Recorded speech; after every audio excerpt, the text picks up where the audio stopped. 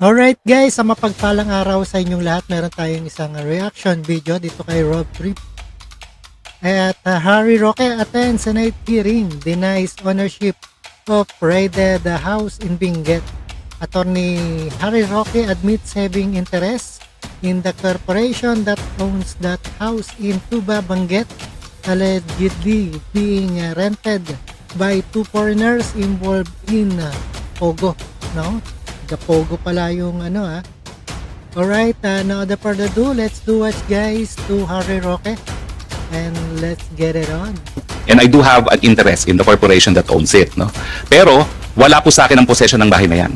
Dahil as of January of 2024, yan po ay pinaupahan ng korporasyon at ang umuupa po ay isang Wang Yun na isang Chinese national na siya po ay pumirma sa contract of lease ay require siya na magpakita ng Alien Certificate of Registration at lumalabas po na siya ay holder ng isang 9G working visa, meaning she has a right to be in the Philippines. So ang rehistradong lessee po dyan, at yan ay rehistrado rin sa Homeowners Association ng subdivision para sila ay makapasok, ay itong babae na isang Wang Yun.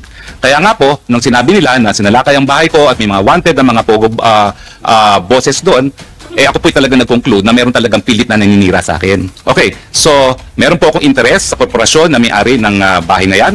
In fact, in the near future, I am concluding a transaction na kukunin ko yung buong korporasyon na may-ari ng bahay na yan.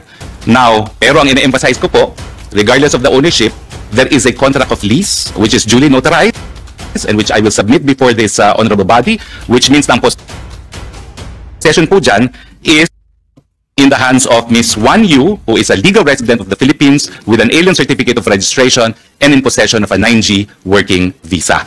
Ang gusto ko nga po malaman, kung nakita nila doon sa bahay na yon, yung tao na hinahanap nila na allegedly may tie sa Banban. Dahil kung di naman po ako nagkakamali, again, as part of due diligence, yung isang lalaking nahuli dyan is a partner of of the lessee, no? Hindi ko naman po tinatanggi na may interest talaga ako dyan sa korporasyon na yan, albeit not 100% as of yet, pero magiging 100% na po yan. Now, yun na po, yung lalaki, ang alam ko is the partner of Wang Yun, and alam niyo po, hanggang ngayon, meron akong katiwala doon. Kasi nga po, nais ko masigurado na yung lessee will only use the premises for residential purposes, no? Dahil nung ako po ay nasa gobyerno pa, may mga nagrereklamo sa mga villages gaya ng Multinational Village na ginagawang Pogo at 70 people at a time ang nasa residential homes. So nagpalaga pa ako ng caretaker para masigurado na wala pong ganyan, at ang caretaker's report naman ay talagang hanggang 3 tao lang ang nakatira ron. Ang question po is, yun nga po, kung yung lalaking nahuli ay siyang merong tie sa Banban, at dahil ang alam ko po, nag-due diligence din naman kami kung sino yung lalaking yon, partner yon ng aking lessee, but gentleman of leisure po yun eh. Ang sinasabi ng aking katiwala, hindi naman umaalis ng bahay, golf lang ng golf kasi may golf course po dyan, at nang tinanong namin minsan ano ba ang trabaho niya, sabi niya he is a digital nomad, no? Cryptocurrency, no? So nais ko po makita talaga kung ano yung ebidensya na yung lalaking yon ay involved sa Banban, dahil kung hindi naman po, talagang meron pong concerted effort na iling ako dito sa mga Pogo, no? Na akin namang itinatanggi po. Maraming salamat po. Korporasyon ang may-ari ng bahay na ni-raid at natagpuan ng 2 foreign nationals na associated ng PAOK sa Bamban at nasa custody ngayon ng BI. Sabi nyo sa ano yan, sa korporasyon. But you also, nung nagsalita kayo kanina, you also referred to it as bahay ko. Well, I do not deny po na I have an interest in the corporation. Hindi ko po dinideny yun. In fact, aling korporasyon po iyan? Ang pangalan po ata is PH2, hindi ko maalala, no? PH2? PH2. Pero wait a minute, dapat maalala nyo po, well, you intend to procure 100% ownership. Anyway, maya-maya po, darating po yung... What does PH2 stand for? Well, ano po yan eh, that's the location of the address of the house. Okay, anyway, maya-maya po. Why, what's the whole address parang of the phase house? 2, black number, gano'n. Okay, no? phase 2. Pero maya-maya po, nagpakuha ko ng contract of lease para ipakita rito sa komite na ito, no? Na, and sa ngayon po, kayo ang majority shareholder ng PH2? Sa ngayon po, hindi. Hindi. Pero, anong percentage po ng ownership nyo? Ay, nako, nominal lang po ako. Nominal, ayun, no? Nominal. 10%, 20%? Well, ngayon po lumalabas, ano lang ako, nag-subscribe lang po ako when it was incorporated, no? At sino po yung majority shareholder sa... Ang majority is another corporation PH2. po. What is that other corporation? It's Biancham Holdings po. Ano pong pangalan? Biancham Holdings. Biancham? Holdings. B-I-A-N? C-H-A-M. Bianchan Holdings. Yes, yes. Gano'ng kalaki yung majority? Lahat po yan sa Biancham Holdings. Pero minority, nominal kayo. Nominal. Wholly. Bianchan Holdings. Sino pong incorporators ng Bianchan Holdings? Attorney Percival Ortega po, at yun po naalala ko si Attorney Percival Ortega.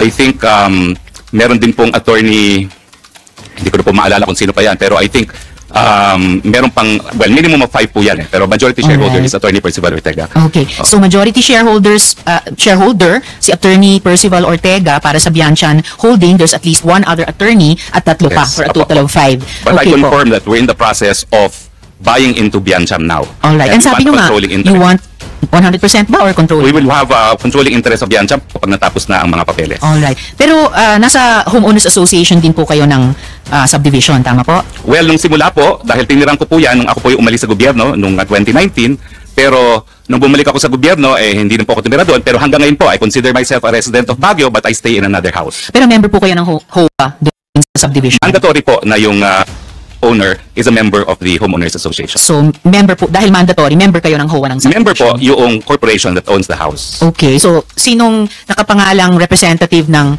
Bianchan Holdings sa HOA ng subdivision? Hindi po ako sigurado, no? Kung sino ngayon ang nakapangalan doon, no? But I do know that lahat po ng mga dues are being paid and the real estate taxes are being paid. Sino pong nagbabayad ng dues at real estate taxes para Well, sa ano po, Bianchan? it is also Biancham, no? That pays for it, no? But in any case, hindi ko po dinideny that, that is a house that I have an interest in. I have lived in the house. Ang sinabi ko lang po, pinaupahan po yan and possession is now with the lessee. For the record, yung Bianchan Holdings, nabalita po dati na may partnership sa First Mariveles Holdings Corp o FBMHC na nag-apply for POGO license dati. Hindi po. I deny that. I deny that. You deny it. Okay. Yes, ang Well, we will ask application po the is proper...